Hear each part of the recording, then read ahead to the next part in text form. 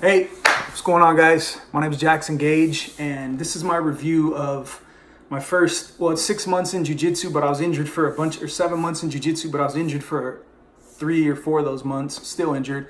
But this is my update up until this point, the things jiu-jitsu's done for me, any advice I have.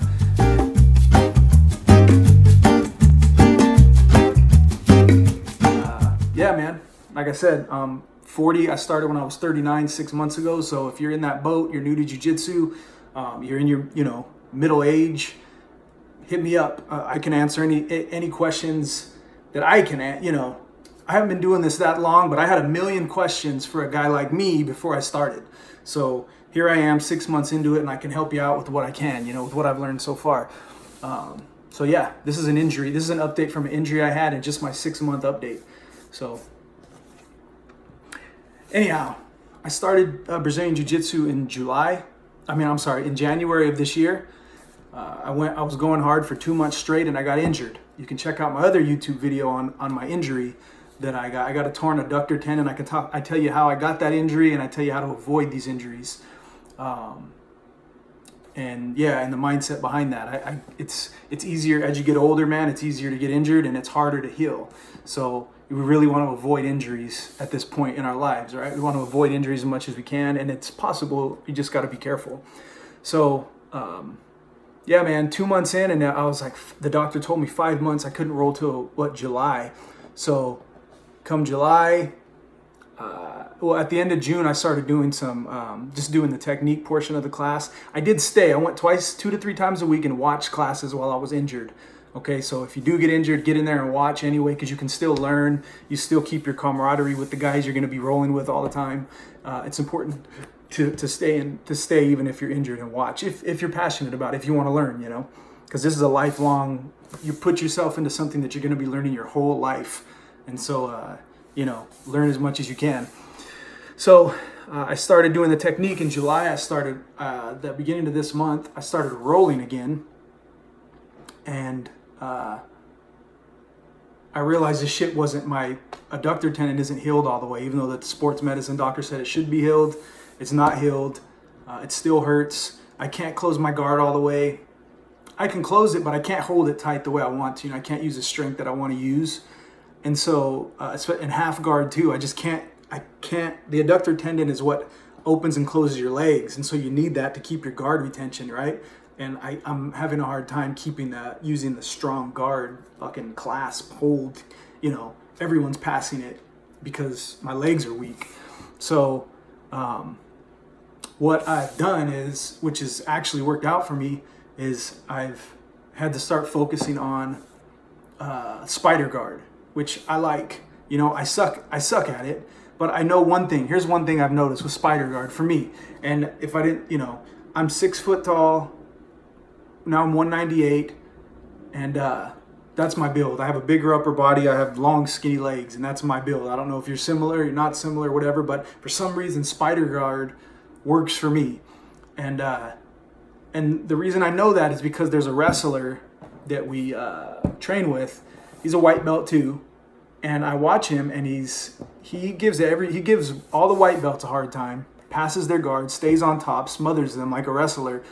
And he also I even see him doing that to some of our blue belts. And he's using his wrestling skills, right, to do what he does as a wrestler. And so you got to learn to defend that.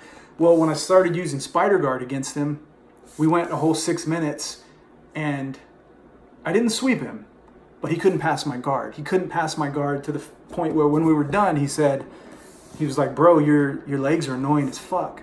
I'm like, yeah, thank you. That's a compliment. I don't know if I guess that was a compliment.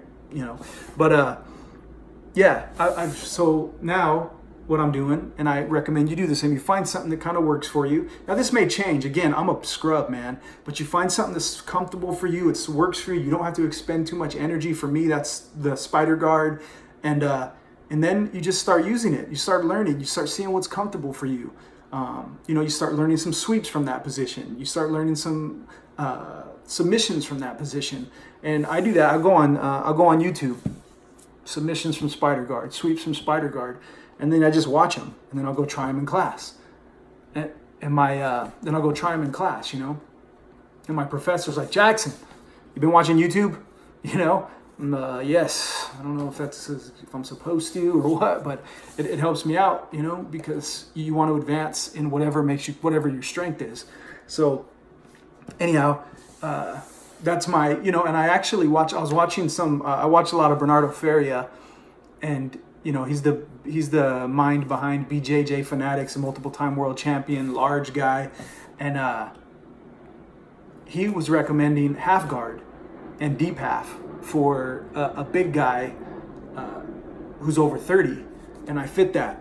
So I started trying it, but I'm like, I'm not even there yet. This might work in the future, but every time I try to go into fucking half guard, they pass my guard and I get smashed, which is fine. But let me try something that's working for me. So close guard, spider guard sweeps, spider guard submissions, you know, and then once I sweep and get on top, I like to work from side. I feel more comfortable there on top, obviously, because I'm bigger and I have some strength. So when I'm on top, I feel like dominant.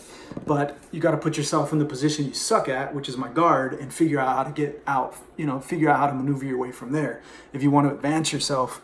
And again, this is just white belt knowledge, fucking a few months into jiu-jitsu, man. So I probably, half the things, if I don't, you know, I might not know what I'm talking about, but I'm enjoying the fuck out of it. I know that much. My mind's on it a lot. I want to get better, and I want to get better, and I want to learn, and I want to do. Once you start learning this, it's just never-ending layers of learning, man. And it gives you a goal you can work on constantly. I eat better because of jiu-jitsu.